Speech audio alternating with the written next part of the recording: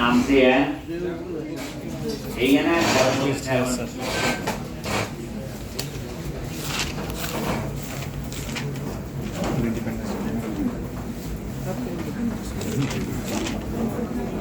तो आपने कल देखा इतना बढ़िया डिजाइन बनाया हम लोगों ने।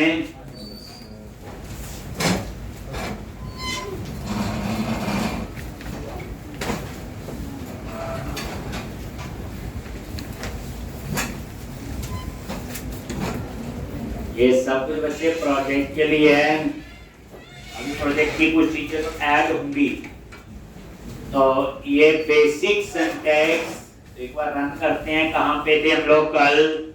तो सिंगल पेज एप्लीकेशन से वही कोड फर्स्ट अप्रोच यूज हुई। तरीका तो ऑलमोस्ट सेम सही है, वही बूटस्ट्रैप, थोड़ा डिजाइन और बेटर होना चाहिए।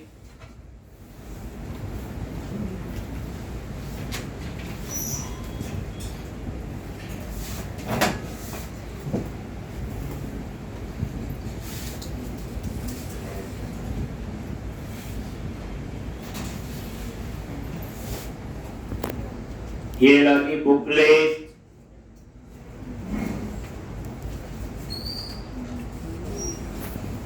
और कहां पे थे हम लोग?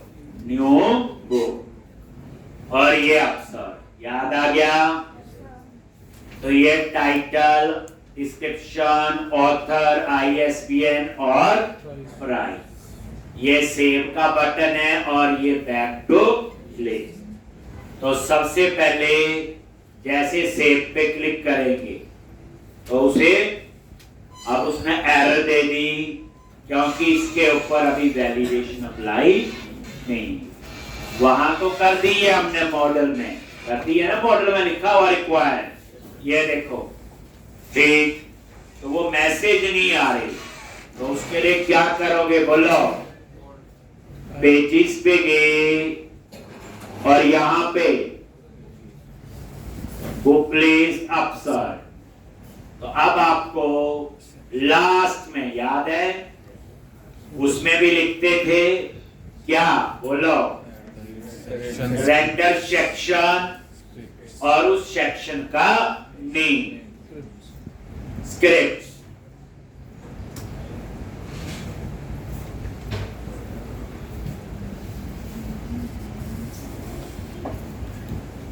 एक रेंडर, तो ये स्क्रिप्ट, और ये स्क्रिप्ट नेम कहां पे देखोगे? बोलो जल्दी। लेआउट में, शेयर में जाओगे, लेआउट में। कहानी तो वही है, लेआउट पे गए और ये इसका नेम है। बस वहां रेंडर सेक्शन था, यहां रेंडर सेक्शन और सेव, यानी वो जावास्क्रिप्ट यहां पे लोड हो, जो जावास्क्रिप्ट है वो यहां पे लोड होगी। अब यहां पे ये लिख दिया। तो वहां क्या करते थे? वहां तो बंडल थे, यहां बंडलिंग का कंसेप्ट नहीं है। यहां इन्होंने क्या किया हुआ? शेयर के अंदर एक पार्शियल व्यू बनाया। क्या बनाया हुआ? Partial view. ये हम भी बनाएंगे रीयूजेबिलिटी के लिए। याद रखना, शेयर फोल्डर में जो चीज है, जो भी होगा, वो एक से ज्यादा बार यूज कर सकते हैं। ठीक, तो ये आपका जो है पार्शियल व्यू बना हुआ। और इसमें क्या है? ये देखो, इसमें दो जावास्क्रिप्ट फाइल के पाथ हैं और ये दोनों वैलिडेशन वाली फाइल है। देख लो, लिब के अंदर jQuery -validation, वो उसी के अंदर आगे ये पाथ। दो फाइल है। आप देखना चाहते हो कहां पे है? www root lib jQuery, नहीं, jQuery validation। ये देखो डेज, और यहां पे लास्ट में क्या था? jQuery validation डेज लास्ट में सर, और jQuery डॉट वैलिडेट, यहां पे है वो फाइल। और ऐसे ही ये दूसरा है ये Unobstructed, sir. ये दूसरी फाइल ठीक, मतलब यहाँ पे कुछ नहीं है, जावास्क्रिप्ट के अंदर जो वैलिडेशन के लिए फाइल बनी है ये उसके ठीक है. ठीक, क्या है ये उसका path.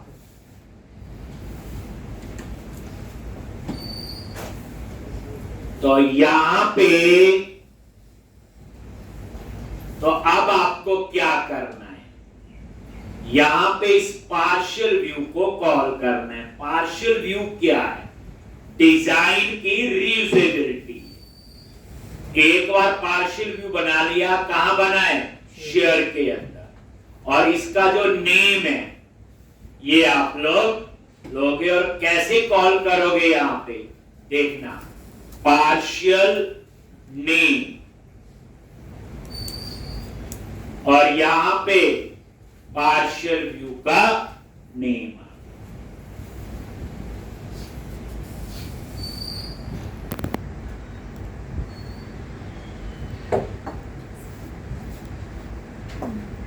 Underscore validation scripts partial, ठीक,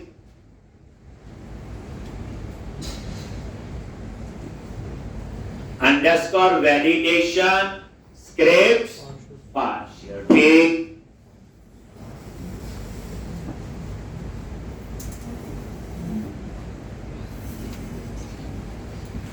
ठीक, अंडरस्कोर वैलिडेशन स्क्रिप्ट्स पार्शियल, ठीक।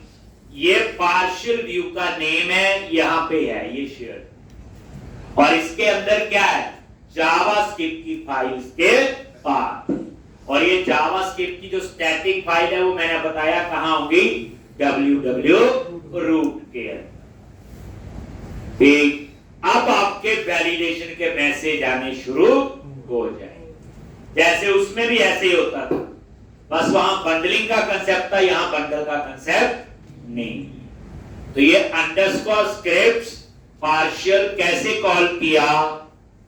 तो अब आप एक बार रन करो और फिर टेस्ट करो।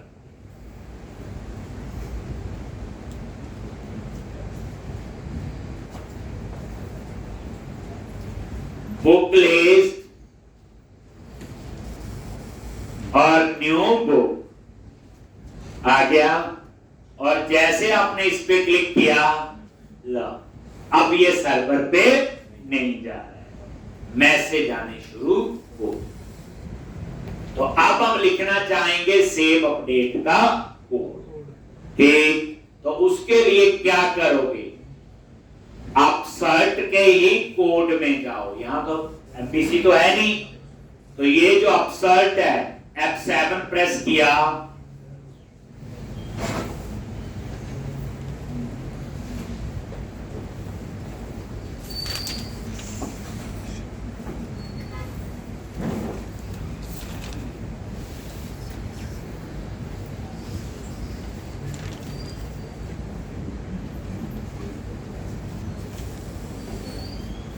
ठीक, और यहां पे ये देखो ऑन कैट टैग, ये तो हो गया। सेव के लिए एक और, जब आप सबमिट करते हो तो यहां पे सेव, ध्यान से, टास्क आई एक्शन रिजल्ट, बस उसका नाम क्या होगा? On post. ऑन पोस्ट क्या है? ये आपका एक बना हुआ हैंडलर है, मैंने नहीं बनाया, ठीक। और इसमें हम क्या पास कर रहे हैं? बुक टाइप का पैरामीटर, ठीक। यानी जब सबमिट करोगे तो वो यहां पे आएगा। हम चेक करना चाहते हैं आ रहा कि नहीं, वैसे ही तो मैं एक ब्रेक पॉइंट यहां पे लगा लेता हूं, ठीक। और जैसे आप रन करते हो, ये हो गया, जो HTTP पोस्ट लिख रही हुई है ऑन पोस्ट, कहानी वही है। सैटरडे प्रैक्टिस पूरी कर लेनी बच्चे, जितना करवाया है। ये जो मैंने 2022 का जो विजुअल स्टूडियो है, ये सारी तैयारी प्रोजेक्ट की है, और नेक्स्ट वीक में प्रोजेक्ट शुरू होगा ही होगा, एक लेक्चर के बाद। बुक लिस्ट और न्यू, देखो खाली नहीं जाने देगा। अब यहां पे आपने बुक लिख दीजिए PHP, डिस्क्रिप्शन दे दी, ऑथर का नेम दे दिया, ये ISBN नंबर दे दिया और बुक का प्राइस। जैसे सेव पे क्लिक करो आगे यहां पे, और ये देखो ये, और यहां पे ये आ रही बुक की डिटेल, और ये बुक आईडी 0 है, और ये क्या है, टाइटल, ऑथर, डिस्क्रिप्शन, ये देखो सारी डिटेल आ रही। आईडी 0 है क्योंकि आईडी क्या आपका ऑटो जरूरी है। इसका मतलब यहां तक हम पहुंच गए। अब हम यहां का कोड लिखेंगे, तो क्या कोड लिखेंगे, पहले चेक करेंगे बुक में कुछ है भी कि नहीं। तो क्या लिखते हैं बोलो, रिटर्न नॉट फाउंड। ठीक, अगर नल नहीं है फिर क्या चेक करते हैं बोलो, model state dot is valid. अगर ये वैलिड नहीं है आगे लगा दिया नॉट, देन वो कहां जाएगा बोलो, उसी पेज पे। वहां व्यू लिखते थे, थोड़ा सा कहानी, क्योंकि एक सिंगल पेज एप्लीकेशन है। अगर वैलिड डेटा है, ध्यान दिया करो, इफ एल्स बड़ा कम लिखते हैं, करली ब्रैकेट जहां जरूरत होती वहां करली ब्रैकेट लगानी कब जरूरी है, जब आप मल्टीपल लाइन का कोड एग्जीक्यूट करवा रहे हो, सिंगल लाइन के लिए नहीं। एक, और जब आप रिटर्न कर रहे हो तो एल्स क्यों लगाना, अनटिल रिटर्न नहीं होगा तो एल्स में जाएगा। तो कंपाइलर के लिए जितनी लाइंस का कम कोड होगा उतनी ही परफॉर्मेंस बेहतर। अब क्या करना आगे बोलो, बोलो गिव बुक डॉट आईडी, अगर 0 है इसका मतलब क्या होगा, सेव का कोड। क्या लिखा था, अंडरस्कोर कॉन्टेक्स्ट डॉट बोलो बुक्स डॉट ऐड, और ये बुक में पास कर दिया। हमने कहा इसकी हेल्प बहुत अच्छी है, इंटेलिजेंस है। एल्स अगर ऐसा नहीं है, आईडी 0 नहीं है, तो कहां जाएगा, ठीक, इस बार आपका कोड और आसान हो गया, बस एक लाइन से अपडेट होगा। पुराने में क्या करते थे, पहले फाइंड करते, एक एक वैल्यू असाइन करो, ये अपडेट। ये है एक और, जैसे ASP.NET कोर में, नहीं तो पिछले में अगर बुक है तो 5-6 लाइनें लिखनी पड़ती, ठीक, ये सीधा अपडेट करते। और उसके बाद context dot save changes sync, अगर असिंक लिखा है तो क्या लगाना है, अवेट। अगर हम लोग यहां ऐड में देखें, ऐड असिंक तो नहीं है, लो जी, तो क्या लगा दो, अवेट, ऐड भी चल जाता है, नहीं चीज है। अब यहां पे अपडेट में भी देख लेते हैं, है तो नहीं कहीं, नहीं, तो गुस्सा नहीं करना माइक्रोसॉफ्ट से, जिसमें होगा वो हमने लिख दी। देख तो ये एडवांसमेंट सी है, इंफॉर्मेशन सिंक्रोनसली कॉल होगी, मल्टी यूजर में मल्टीपल टास्क लो, और उसके बाद रिटर्न पेज हो गया, सेव का भी कोड और अपडेट। पूरी एप्लीकेशन जितनी मैं करवाऊंगा ये वाली, ये आपका टारगेट है 3-4 बार करके देख। ये अभी ASP.NET की बेसिक सा स्ट्रक्चर है। अभी इसी एप्लीकेशन में मैं जावास्क्रिप्ट खुद लिखूंगा और जावास्क्रिप्ट की कुछ लाइब्रेरी यूज करवाऊंगा 4-5, तो तामझाम चेंज होने वाला है, एक खतरनाक बंदा बीच में आने वाला है। तो ध्यान से एक ब्रेक पॉइंट लगा हुआ, रन करो।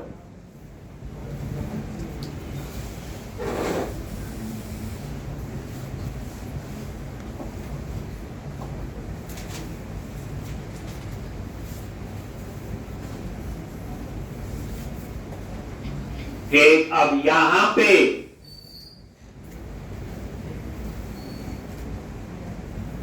बुक लिस्ट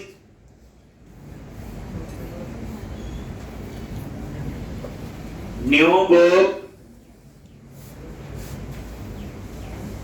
और यहां पे जावा लिख दिया, डिस्क्रिप्शन, ऑथर और ISBN और बुक का प्राइस।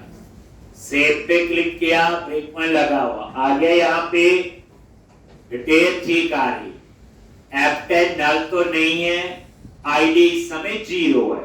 तो ये देखो कहां गया, ऐड अ सेव। उसके बाद कहां जाएगा, देख लो, सेव चेंजेस, कोई कर्ली ब्रैकेट नहीं।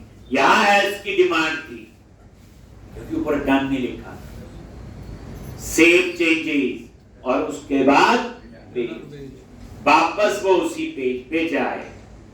ठीक,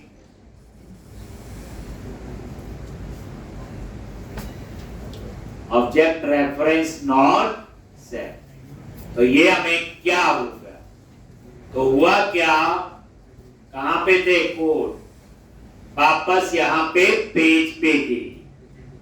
ठीक, रिटर्न पेज, तो ये ऑन गेट कॉल हुआ है।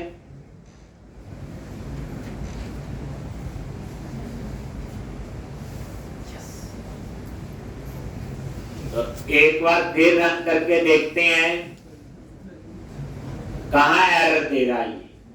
सेव तो हो गया, वो वेरीफाई हो जाएगा। सेव होने के बाद जब पेज पे जाता है तो उसे आईडी नहीं मिल रहा है। ध्यान से एरर को देखते हैं, बुक लिस्ट, देखो सेव हो गया, तभी नीचे आया डेटा। अब अगर न्यू बुक पे क्लिक किया, ठीक है, ऑब्जेक्ट बन गया, और यहां पे ये देखो रिटर्न पेज। तो यहां तक ठीक है। एक बुक और हम लोग, ये आपने डाल दी, डिस्क्रिप्शन कुछ भी, और यहां पे ISBN नंबर कुछ भी डाल दो, और सेव। तो सेव तो हो रहा है। अब इस बुक में देखो क्या क्या आ रहा है, डिटेल ठीक है, F10 नल तो नहीं है, वैलिड है, आईडी 0 है, सेव हो गया, रिटर्न टू पेज, यहां पे गया और यहां पे। तो जब वो यहां पे आया, यहां पे उसने एरर दिया है, ऑब्जेक्ट रेफरेंस नॉट सेट। तो यहां पे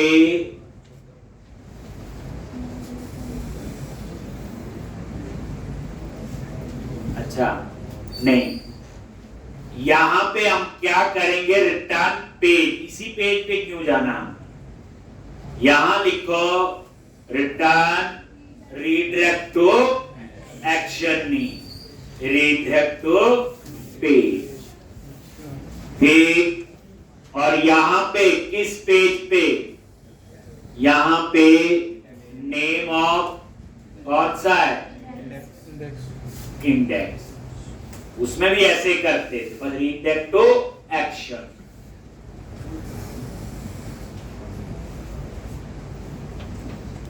तो रीडायरेक्ट टू पेज जैसे रीडायरेक्ट टू एक्शन। ठीक है जी,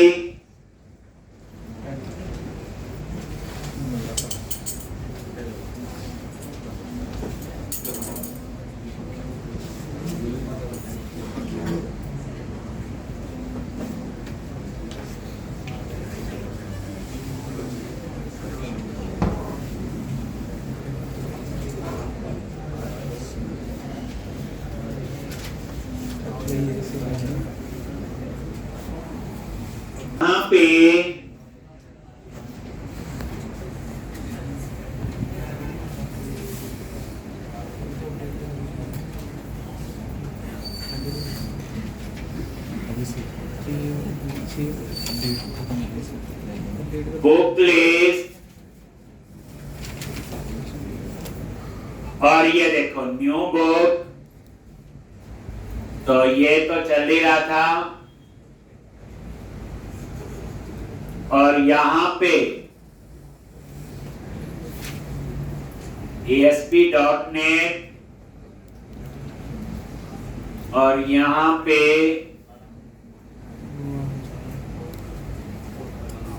सेव किया, तो सेव तो हो ही रहा था, ऐड सेव चेंजेस।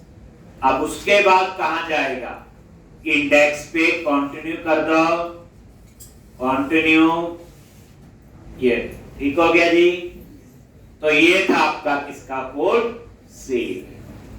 अब आपने कोई एडिट करना है, मान लो यही या ये कोई भी, एडिट पे क्लिक किया, इस बार आपका आईडी आ रहा है, तो कहां जाएगा, नल नहीं होगा, एल्स में गया, पहले फाइंड किया और फिर उसी पेज पे रहा, कंटिन्यू करो, देख आ गया, देख। अब मैंने अपडेट क्या करना है, ये लिख दिया PHP अपडेट, चेक करना ही है हमने, सिंपल, और अपडेट पे क्लिक करो।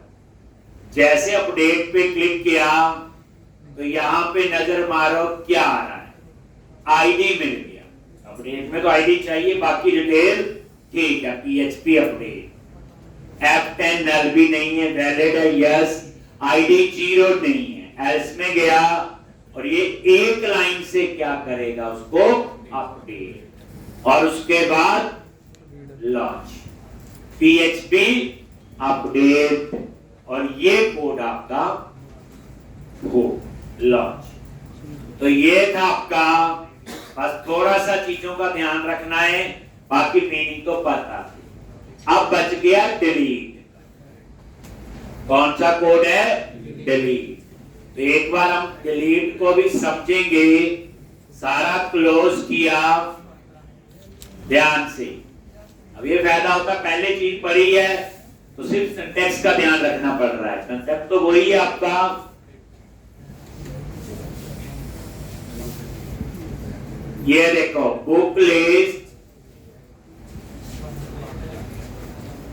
और ये डिलीट।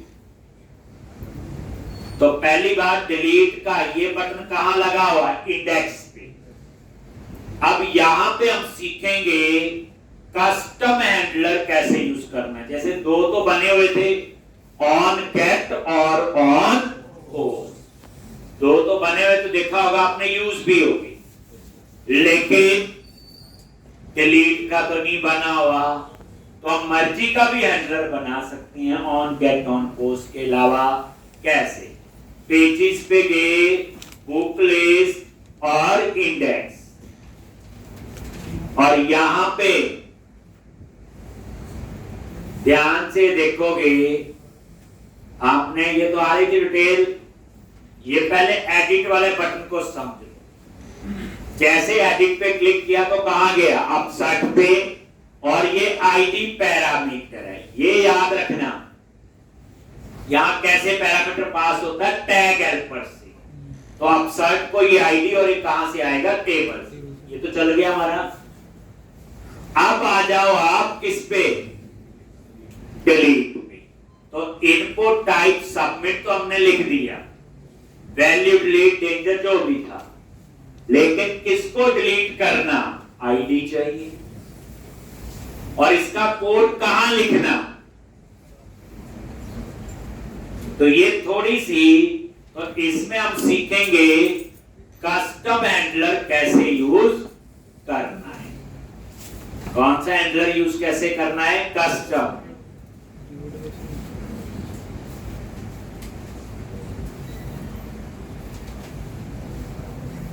तो यहां पे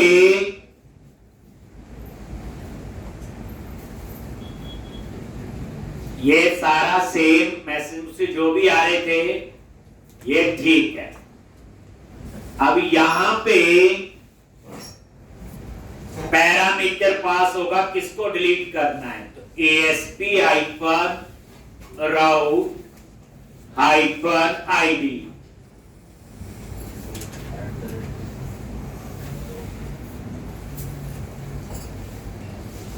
ASP hyphen route hyphen ID।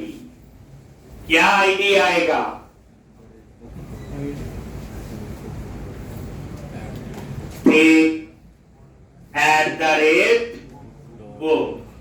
@book.id, जैसे हमने ऊपर लिखा हो।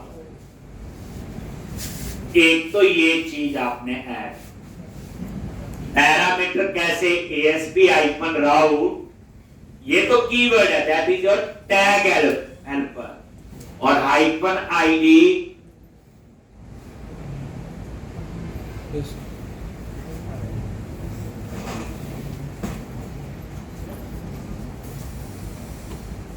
और उसके बाद क्या आएगा?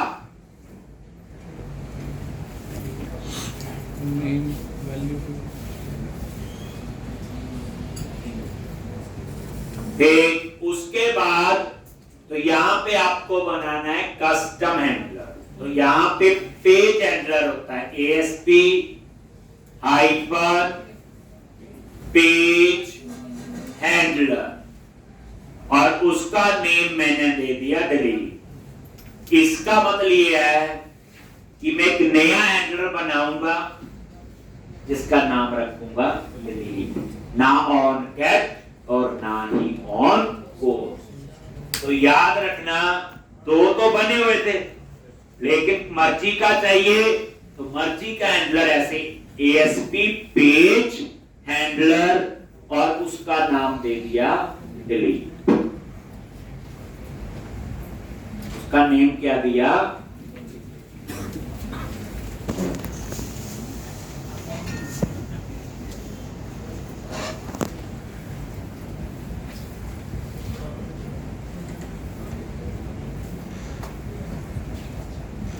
ये जो मैं लेक्चर करवा रहा हूँ ना ASP.NET कोड जब से शुरू हुआ है, एक मंडे से देखूंगा या ट्यूसडे से एक अलग टाइम देके इसको एक बार दोबारा से करवाएं। एक तो पर जरूरी या प्रोजेक्ट के लिए एक वो मैं मंडे का टाइम बताऊं, इसमें क्या करूंगा, जितना ASP.NET को मैंने विजुअल स्टूडियो 2022 में जो काम किया है, एक और अगले एक दो दिन जो मैं और करवा, ठीक, तो एक थोड़ी बहुत डाउट्स, थोड़ा बहुत प्रैक्टिस घूम फिर लेते हैं हम लोग, भूल जाते हैं, क्योंकि प्रोजेक्ट के लिए चीज जरूरी है। तो मैं मंडे को टाइम बताऊंगा क्लास के बाद का। कोई जो बच्चे को लगता है कि मैंने प्रैक्टिस नहीं की, लगता है छुट्टी हो गई, लगता है कि मैंने भी नौकरी करनी है और प्रोजेक्ट बनाना है, तो उसके लिए तो वो जरूरी, पीछे का छोड़, वो बात की बात। ठीक, अब ये प्रोजेक्ट के लिए सारा तो बताएं। अब आपका अगला काम क्या है? बस डिलीट नाम का हैंडलर बनाना है, बस ID उसमें पैरामीटर है, ये बच्चे ID पैरामीटर का नाम है। सेम आप MVC में ऐसी नाम जाम कर रहे हैं। अब इस पेज के कोड में आगे इंडेक्स पे ये देखो ऑन गेट हमने यूज किया था, तो यहां पे बच्चे थोड़ा सा नाम इसका अलग होगा। क्या होगा? पहले तो लिखो पब्लिक असिंक, रिटर्न भी होगा डेटा, तो आई एक्शन रिजल्ट, और इसकी नेमिंग कन्वेंशन है जो आपको फॉलो करनी होती नाम देने में, ऑन पोस्ट डिलीट।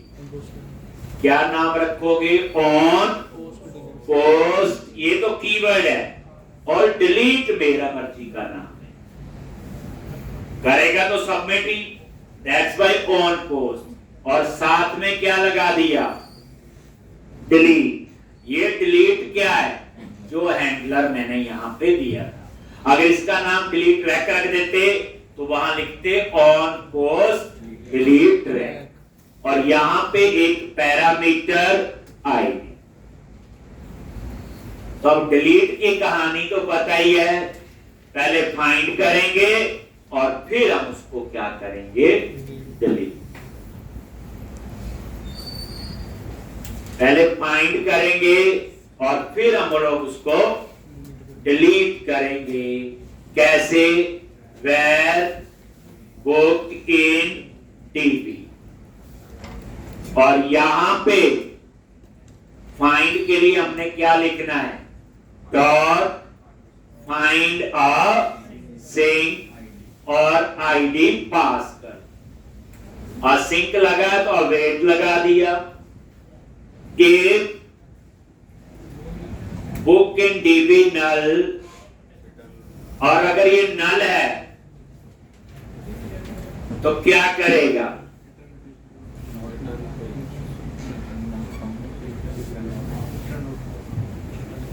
क्या रिटर्न नॉट फॉर्म, ऐसे लिखते हैं। अगर नल नहीं है तो फिर हम क्या करेंगे, context dot books dot remove, और उसके बाद सेव चेंजेस आ सिंक। और सिंक लगा आगे तो क्या लिखेंगे, अवे।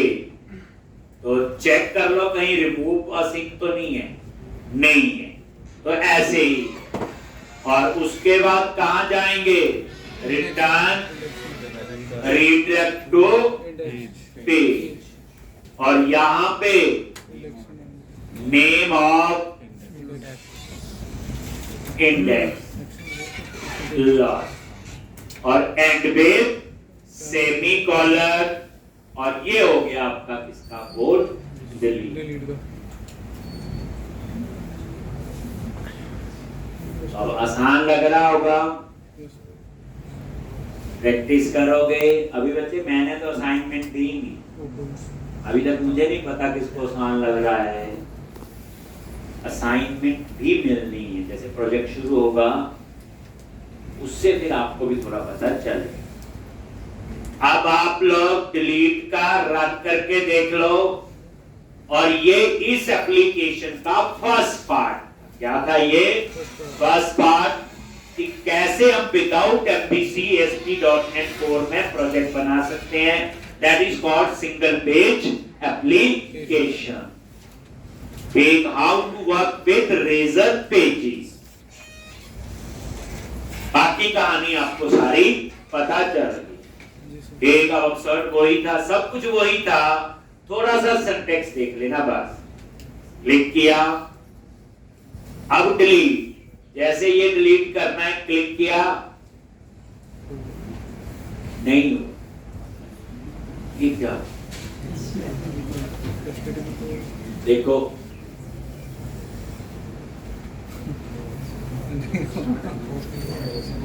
ये तो जा ही रहा वहां।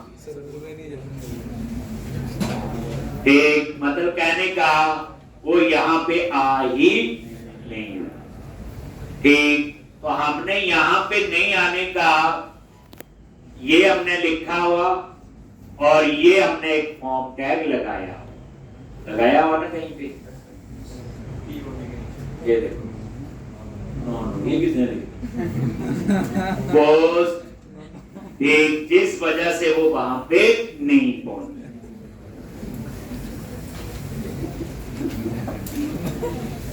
अब ये ना आपने दोनों ने लिखा,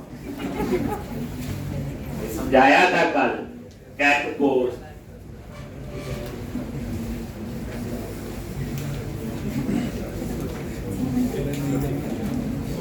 और यहां पे बुक लिस्ट और डिलीट आ गया यहां पे, और ये देखो आईडी आ गया, नल तो नहीं है, रिमूव सेव चेंजेस, और ये देख, लेकिन इसमें मैसेज नहीं आया, देखा आपने? हाँ जी, क्या लगाया हुआ उसे?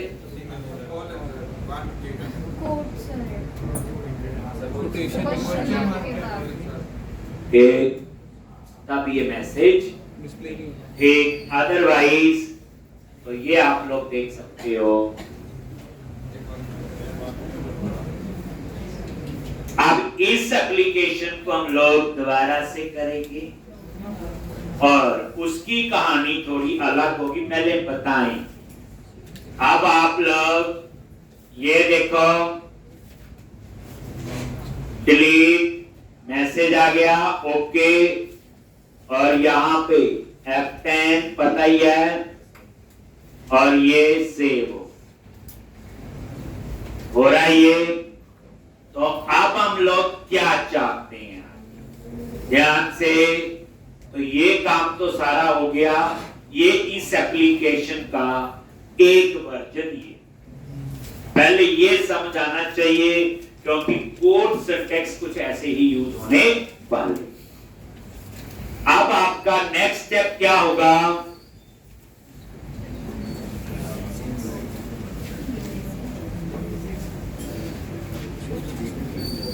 बुक लिस्ट, और यहां पे न्यू बुक, मान लो कोई बुक आपने यहां पे, और मैं डाल देता हूं 2-3 बुक्स के नाम,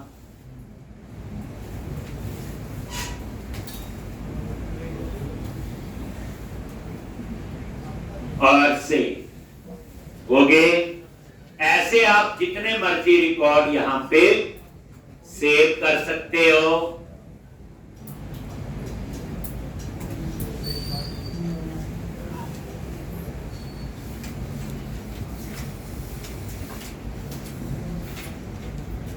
और से हो गया। पहले रिक्वायरमेंट बताते हैं, फिर हम आगे करते हैं। ध्यान से अब आपका क्या काम होगा, ध्यान से। अब ये रिकॉर्ड आ रहे हैं, 3 रिकॉर्ड हैं, कल को 10 भी होंगे, 100 भी होंगे, 1000 भी होंगे। तो मैं चाहता हूं यहां पे सर्चिंग का प्रोविजन हो जाए। अब मान लो 1 लाख रिकॉर्ड हैं, तो उसमें आप कैसे करोगे आईडी? सर्च आईडी तो याद ही नहीं होगा। कभी मैं टाइटल पे सर्च करूंगा, कभी ऑथर पे, जैसे गूगल में करते हो। एक फीचर इस पे ये अप्लाई करनी, सर्चिंग, समझाई। 2 लाख रिकॉर्ड है, आपको पीएचपी की बुक टाइटल सर्च करना है। अब 1 लाख में से 3 बुक्स का टाइटल पीएचपी है, तो वही आएंगी। या ऑथर का नाम लिखा जी अमित, सारी बुक्स वो आ जाए जो अमित जिनका ऑथर है, तो उस केस में सर्चिंग बढ़िया होनी चाहिए।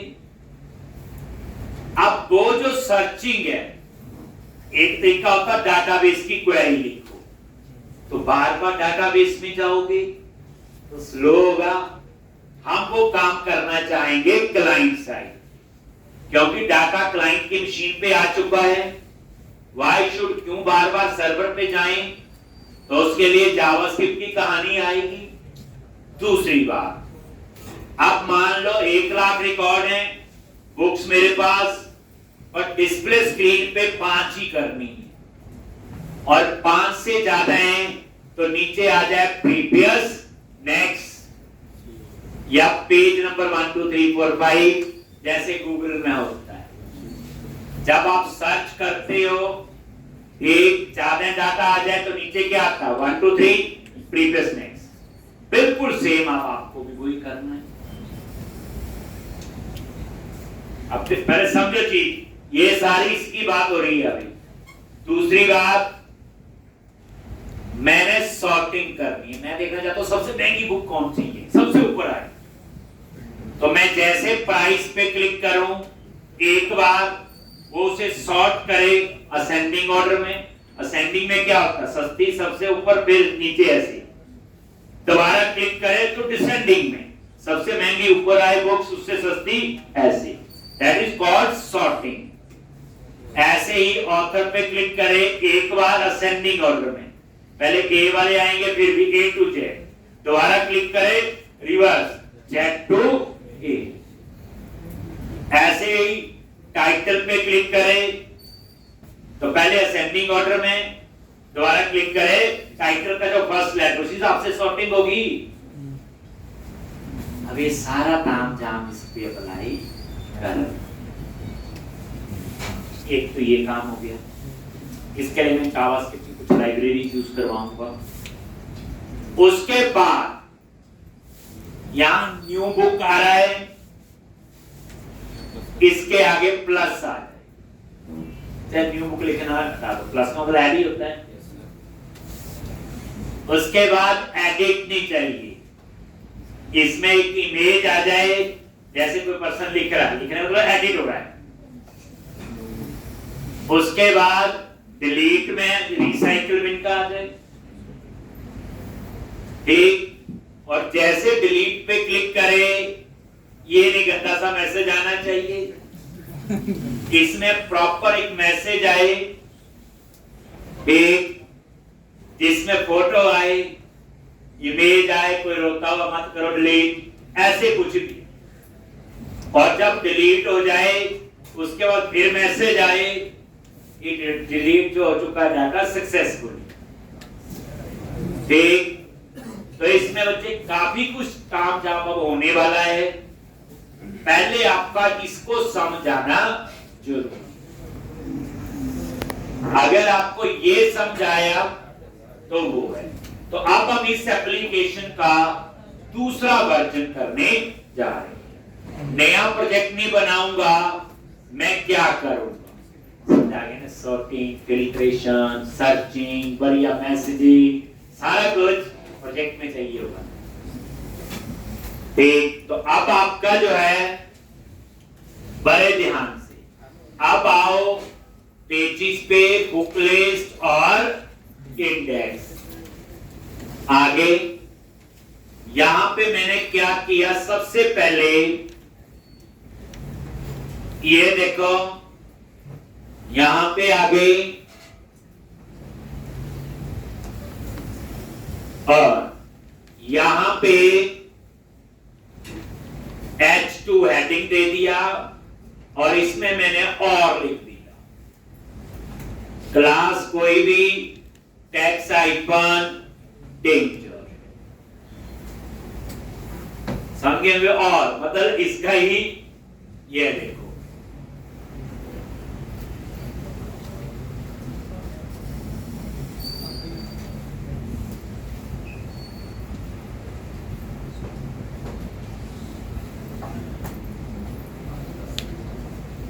बुक लिस्ट पे क्लिक किया, ये और ठीक सेंटर में आना चाहिए, टैक्स आइकन, सेंटर, ये लो जी, रिफ्रेश। अब इसके नीचे आपने डिटेल डिस्प्ले करनी, ठीक। यही टेबल बनेगा बच्चे द्वारा, बट ये टेबल बनेगा जावास्क्रिप्ट, ठीक। अब रोज जावास्क्रिप्ट यूज होगी, रोज बूटस्ट्रैप, HTML, सब कुछ आपका CSS यूज होगा, बाकी तो होगा ही होगा। अब आपका और करके ये आपने यहां पे कर, तो अब आप लोग एक डिव अलग से लगा लेते हैं, इसका क्लास कंटेनर और राउंडेड बॉर्डर दे देते हैं लार्ज, और इसमें आप टेबल लगाओ। बस नई चीज याद रखना, जावास्क्रिप्ट में हमेशा आईडी एक्सेस होते हैं। क्या एक्सेस होते हैं? आईडी। तो आप लोग यहां आईडी क्या दोगे? TBL data.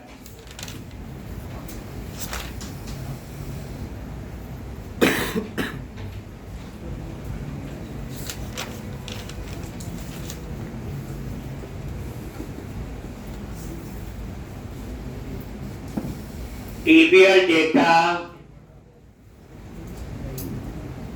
आईडी दे दिया TBL, ये कुछ भी आईडी दे सकते हो, और ये जो आईडी है वो कहां एक्सेस होगा? जावास्क्रिप्ट। जब यूज करूंगा तो बताएं।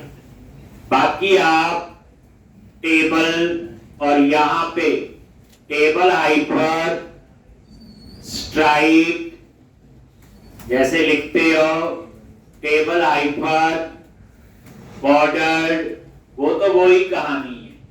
टेबल आई पर कुछ ऐसे लिख दी और इसमें टीएच टेबल हेडिंग और इसमें यही चीजें दिखानी है, ठीक, यही जो ऊपर, ताकि काम तो वही होगा, और टीआर टेबल रो। अब हेडिंग तक हमने दे दिया यहाँ पे, बाकी तापजाम लॉज। इसको रिफ्रेश करो और ये देखो, पहले नजर मारो, आ गया नीचे, अभी कोई डाटा नहीं आया, हेडिंग्स आपके आ, ये उसी एप्लीकेशन का दूसरा वर्जन बन रहा है। ये इसमें चेंज क्या हुआ, सिर्फ आईडी दिया। आईडी क्यों दिया, क्योंकि मुझे ये जावास्क्रिप्ट में यूज करना।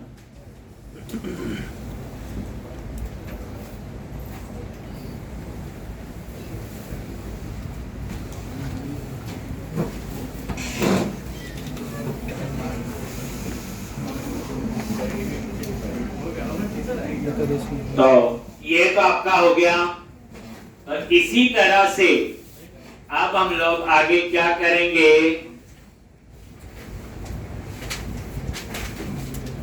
तो यहां पे कुछ लाइब्रेरी यूज करनी है और कुछ रेफरेंस, एक जो मैं यूज करूंगा।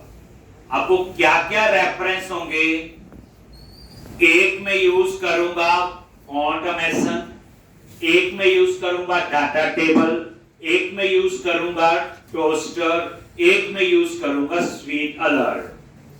ये जावास्क्रिप्ट की बनी हुई लाइब्रेरी है, लेकिन इनको यूज करने के लिए भी हमें जावास्क्रिप्ट लिखनी पड़ेगी।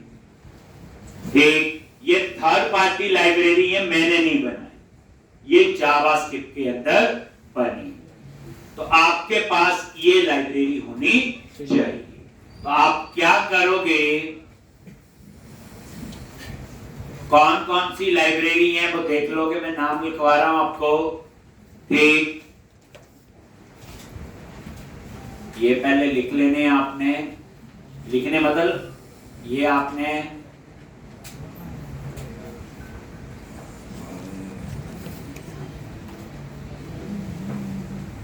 एक ही है, ये CSS रेफरेंस है, ये तो कमेंट है, ये 3 रेफरेंस है जो आपको चाहिए। देख लो यहां क्या है, एक है आपका डेटा टेबल, ठीक, और एक जो आपको समझ आने वाला है दैट इज टोस्टर, ठीक, क्या है ये, देखो पहली बात ये समझो, हम क्या करते हैं, जितने भी CSS हैं इनको हम ऊपर ऐड करते हैं और जावास्क्रिप्ट है उसको कहां ऐड करते हैं, नीचे, ठीक। तो ये सारे ऊपर CSS के रेफरेंस हैं, ये सारे CSS के हैं इस तरह, और इसके नीचे आपके होंगे JS, नाम बाद में बताते हैं, ठीक, कैसे यूज करने, क्या है इनका रोल, फिर हम लोग वो बताएंगे। बट पहले आपके पास ये सारे रेफरेंस होने चाहिए, ठीक। तो यहां पे